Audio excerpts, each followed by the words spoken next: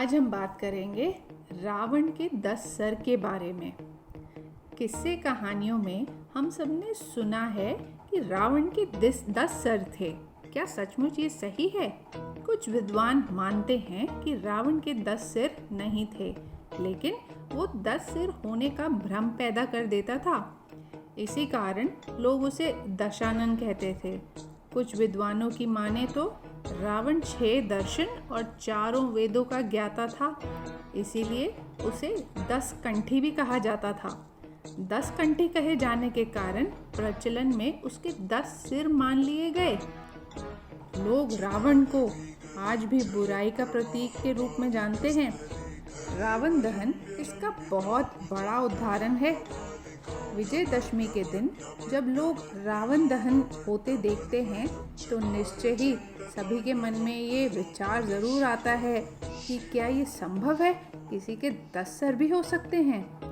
हालांकि बुजुर्गों के अनुसार रावण के 10 सर 10 बुराइयों के प्रतीक हैं, जिसे हम ऐसे देखेंगे: काम, क्रोध, लोभ, मोह, द्वेष, घृणा, पक्षपात, अहंकार, व्यभिचार, धोखा।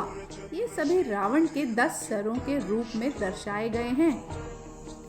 रावण के पिता महर्षि विश्वा और माता थी कैकसी नामक राक्षसी, जो कि राक्षस के राजा महाराज सुमाली की बेटी थी। रावण को अपने पिता महर्षि विश्वा के वेद शास्त्रों का ज्ञान मिला था और अपनी माता कैकसी से राक्षसी प्रवृत्ति मिली थी।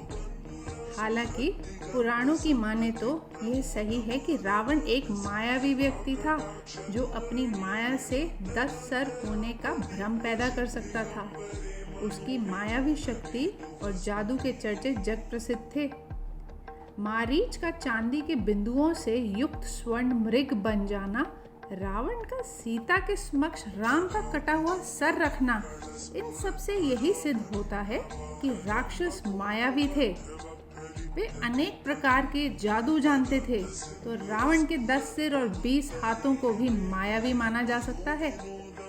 रावण के 10 सिर होने की चर्चा रामचरितमानस में आती है। वह कृष्ण पक्ष की अमावस्या को युद्ध के लिए चला था तथा एक एक दिन क्रमशः एक एक सर काटते थे। इस तरह 10वें दिन अर्थात शुक्ल पक्ष की दशमी को रावण का वध हुआ, इसलिए दशमी के दिन रावण दहन किया जाता है। रामचरितमानस में वर्णन आता है कि जिस सिर को राम अपने बाण से काट देते थे, पुनः उसके स्थान पर दूसरा सिर उभर आता था। विचार करने की बात है कि क्या एक अंग के कट जाने पर वहां पुनः नया अंग उत्पन्न हो सकता है क्या? असलियत में रावण के ये सिर असुरी माया से बने हुए थे। यूं तो रावण के 10 सिर के बारे में अनेक कहानियां लिखी गई हैं। उनमें से एक प्रसिद्ध कहानी ये भी है कि रावण भगवान शिव का भक्त था। रामायण में कई जगह इसका उल्लेख भी किया गया है। लंका के बारे में एक कथा प्रचलित है कि शिव ने लंका का निर्माण देवी पार्वती के कहने पर कराया था, परंतु गृह प्रवेश के समय रावण ने भगवान शिव से लंका दक्षिणा में ही मांग ली। ब्राह्मण होने के कारण शिव रावण को मना ही नहीं कर सके और मजबूरीवश उन्होंने रावण को लंका दान में दे दी। रावण की शिव भक्ति से प्रसन्न होकर भगवान शिव ने उसे कई वरदान भी दिए थे। एक बार रावण भगवान शिव की आराधना कर रहा था। भगवान शिव को प्रसन्न करने के लिए रावण ने 10 बार अपना सर काट कर भगवान शिव को चढ़ा दिया। रावण की भक्ति भाव से प्रसन्न होकर भगवान ने रावण को दशानन होने का वरदान दिया और साथ ही साथ ये भी वरदान दिया कि रावण के प्राण तब तक कोई नहीं ले पाएगा जब तक कि उसकी नाभि पर प्रहार नहीं करता कोई। रावण के प्राण उसकी नाभि में थे और रामायण के युद्ध में प्रभु राम ने कई बार रावण का सर काट दिया।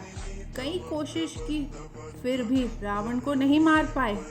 अतः विभीषण के कहने पर प्रभु राम ने रावण की नाभि में बाण मारकर जाकर रावण की मृत्यु हुई। अब समझ आया, हमारी किस्से कहानियाँ सिर्फ 1 या 2 पे सीमित नहीं हैं। ये जितना सुनते हैं उतना समझ में आता है। मुझे उम्मीद है आपको ये मेरा वीडियो पसंद आया होगा। प्लीज़ मेरे चैनल को लाइक और सब्सक्राइब ज़रूर करें।